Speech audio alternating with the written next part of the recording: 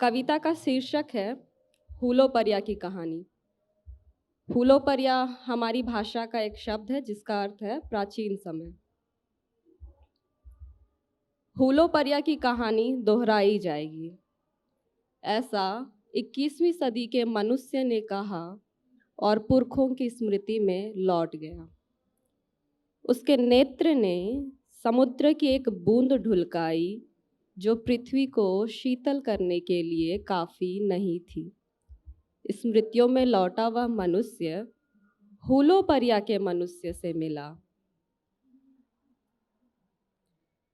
असुर पहाड़ पर लोहा गला रहे थे। लोहार लोहे को रूप देकर औजार बना रहे थे और मनुष्य उस औजार से मेढ़ तैयार कर रहा था। सीढ़ीदार खेतों से फूलो परिया का पहाड़ सुंदर लग रहा था। धर्मेश ने मनुष्य के हाथों को सुंदर खेत बनाने की कला सौंपी थी। लोहे के फार से जमीन को चीरते हुए मनुष्य जानता था कि लोहे के फार से धरती करती है आहत, सो हर बार खेत कोड़ने से पहले वह धरती से मांगता था माफी। फूलो परिया का मनुष्य अब भी कच्ची मिट्टी का बना था। अब भी वह हल्का गीला था, हवाओं को अपने शरीर पर महसूस कर रहा था। धरती की शीतलता से हवा कोमल थी। स्मृतियों में लौटा वह मनुष्य आलर